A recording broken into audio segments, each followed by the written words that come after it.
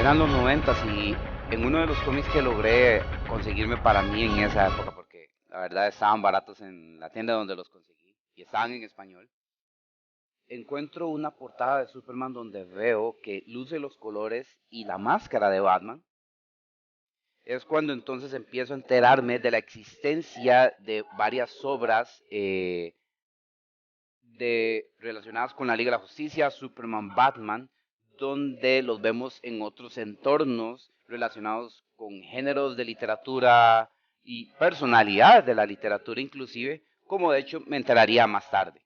Y esos ya serían los Elseworlds, y ya eso sería el story short de lo mejor que ha hecho DC en muchos años. Esteban Aymerich, bienvenidos a Aymerich of the Hype. Vamos con los Elseworlds. ¿Por dónde empezar con este cómic? ¡Wow! Hay tanto que contar de este cómic de verdad. ¿Por dónde de verdad? Porque, bueno, primero que nada, todos sabemos, Superman y Batman, íconos importantísimos de la cultura pop. Conocemos sus orígenes, qué fue lo que les pasó a ambos y el detalle de que ambos, como civiles, son muy similares cuando se trata de un dibujo clásico y muy rara vez entonces vemos diferencias físicas a nivel de ellos. Como el detalle de que Superman mide 1,92 m y Batman mide 1,87 m. Son 5 centímetros de distancia que a veces no diferencian. Los dos tienen el pelo negro y es hasta tal vez décadas recientes que vemos la diferencia entre ambos cuando están sin sus máscaras y sus identidades de superhéroes. Y no es de extrañar que por muchos años muchos artistas han tenido ideas loquísimas en cómo ambas de sus ideas pueden llegar a cruzarse, no solo siendo ellos compañeros, mejores amigos, mejores superhéroes en equipo, sino el que la historia de Clark entonces cambie para que entonces llegue a pasar o a vivir lo que vivió un Bruce Wayne, que es lo que se trata este cómic. La serie de Elseworlds tuvo un montón de este tipo de ideas y bueno, este fue uno de los más geniales ya que la idea era, como les dije, trabajarlos con fuentes externas famosas, pero esto fue ya muy entre dos grandes propiedades y lo hicieron fantásticamente bien, mostrándonos qué hubiera pasado si Kal-El, saliendo en la nave de la explosión de Krypton, llega a ser encontrado por Thomas y Martha Wayne, lo cual se da la historia básicamente de Bruce, solo por el hecho de que lo encontraron en una nave, siendo adoptado, y teniendo la misma construcción de personaje que tenía de niño junto con Alfred, Thomas y Martha Wayne. Me encantó cómo, por supuesto, tenemos a Thomas y Martha Wayne como los padres ejemplares queridos que han sido por Bruce en lo que ha sido el canon de los cómics, y un Alfred que ha estado como mentor y como amigo, y ante todo también destacando muy bien cómo Clark, ahora siendo Bruce, está sacando lo que hacía él como ser humano, que era sacar lo mejor de esas personas alrededor de él. Aquí es donde entonces vamos con estos detalles muy esenciales que en trabajos del noveno arte se lucen trabajando. Porque aquí, por supuesto, no solo vamos a ver a un Clark teniendo el origen de Bruce Wayne, sino las dos ideas de Metrópolis y Ciudad Gótica coexistiendo y sus personajes teniendo adversos resultados también, ¿verdad? Al tener un clash entre ambos universos, por decirlo así. La infancia de Bruce, magnífica hasta que sucede la bendita tragedia del Crime Alley, donde por supuesto hay una variación. Fueron 3 balas. El asaltante por supuesto le tiró una a Bruce, a la que no le pasó nada, y en la agonía de haber perdido a sus padres, Bruce por supuesto en un arranque de ira revela por primera vez sus rayos, los que le caen al asaltante, que sale huyendo pero con unas quemaduras espantosas y cuyo cadáver encuentran al siguiente día, y por ello no lo relacionaron con lo que le pasó a Bruce, que por supuesto quedó, como ustedes saben, pues traumado y muy diferente a lo que hizo, y por ser hasta cierto punto consciente de lo que puede hacer, no dio ese viaje por el mundo, se quedó encerrado en la mansión, escudándose en noticias para pasar encerrado como una especie de Howard Hughes con su agenda excéntrica, sin que nadie lo viera, por supuesto, en todo este tiempo y todos estos años. Lo cual aprovechó el mismísimo Lex Luthor desde Metrópolis, que ya controlaba Metrópolis, recuerden que no hay Superman, y ya se estaba aproximando a Ciudad Gótica para entonces poder ejercer también su imperio.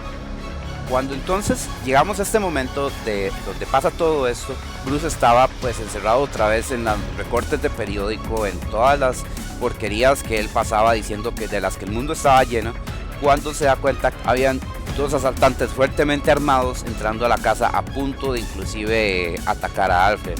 Ahí es cuando Bruce rescata a Alfred haciendo despliegue bien de sus poderes, casi matando a los asesinos que habían contratado para llegar a la casa de él, precisamente. Y vemos que Bruce no se acordaba lo que le había pasado al asesino de sus padres. Lo recuerda y se devasta de saber que él pudo haber hecho algo y salvar a sus padres con los poderes que se dio cuenta que tenía. Es cuando Alfred se da cuenta que tiene que contarle la verdad, que está contenida en los diarios de Thomas en una caverna, donde vemos que en un diálogo bastante interesante ahí con los murciélagos de la caverna y la oscuridad de esas verdades que estaba enterándose, Bruce se da cuenta lo que tenía que hacer y ya se atreve a salir al mundo, pero también asume la identidad del murciélago. Me encanta cómo en esta parte ya vemos que el resultado de que en Metrópolis Luthor empezaba a hacer lo que le dio la gana, por supuesto el supporting cast de Superman se estaba acercando a Gotham para trabajar, ya que una de las iniciativas de Bruce era trabajar en el diario de Ciudad Gótica, que era el Gotham Gazette, si mal no me equivoco. El Gotham Gazette.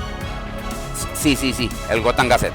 El Gotham Gazette lo dirige Perry White por idea de Bruce, que se decide a, por supuesto, tener voz en su board de ejecutivos, donde Lex Luthor simplemente quiso llegar a comprarlo todo y a dominarlo todo, hasta que obviamente llegó Bruce, enterándose y por supuesto evitando que sucediera.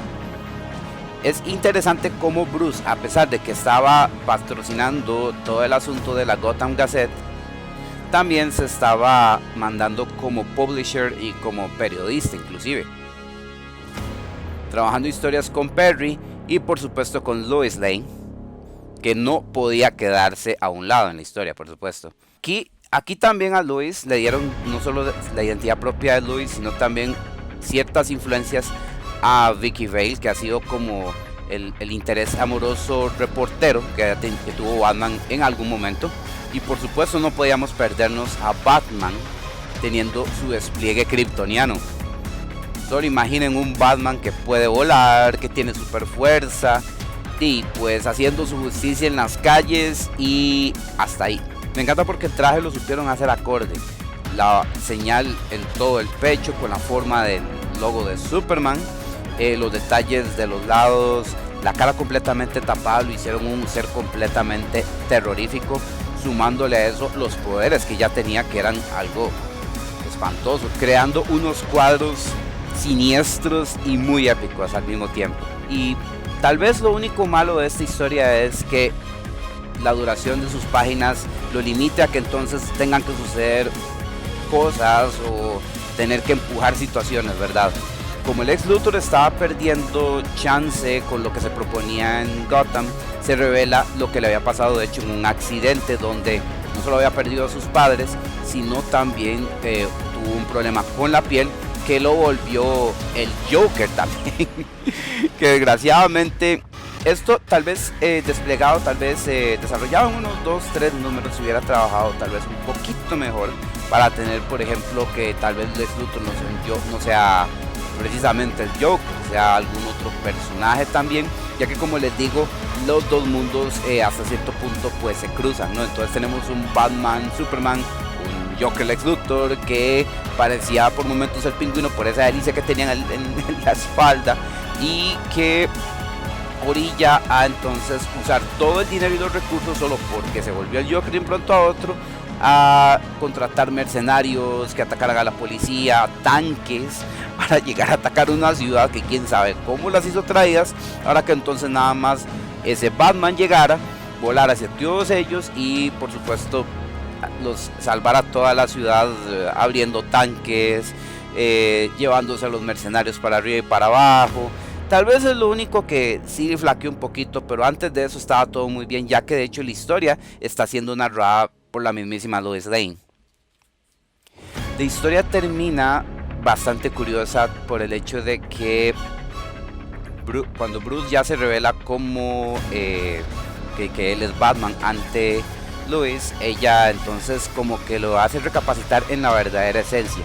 No olviden que este cómic se llama Superman. Estamos hablando de Kal-El, Clark Kent, que asumió esta identidad y que sí tuvo todo el origen de Batman, pero siempre fue nuestro Superman en esa búsqueda de sí mismo, y al final por supuesto cierra siendo Superman.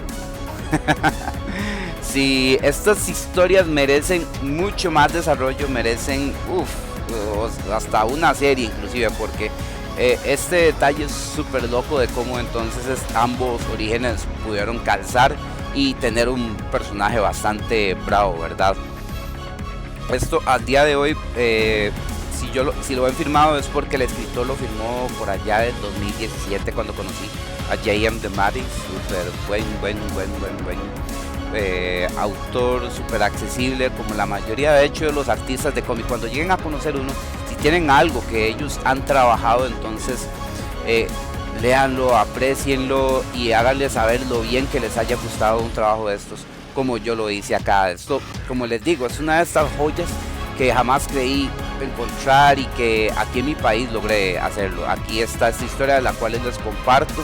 Si la pueden encontrar en digital o si hay unas reediciones, porque creo que sí hay reediciones en este momento, para que la puedan tener y vean la genialidad que pueden hacer los escritores de cómic con dos propiedades muy conocidas y hicieron un muy buen balance, dando un muy buen cómic que, a pesar de tener sus cosillas flojas por cuestiones, ¿verdad?, de formato, que no podían pasarse de este número de páginas, pues se entiende, pero se disfruta. Oigan, y de Elseworlds, no sé por dónde continuar, porque Batman tiene muchos y tiene unos futuristas. Tomemos en cuenta, el Batman pirata está increíble porque estamos viendo que es Batman y todos sus personajes, el Rogues Gallery, la mayoría, bueno, los más famosos, en un entorno pirata lindísimamente dibujado a los Piratas del Caribe. Antes inclusive de salir esa película. Son un montón, como les digo. Batman tuvo una aventura con Harry Houdini, el famoso mago de la historia. También tuvo un tiempo en el salvaje oeste con Wild Bill Hickok.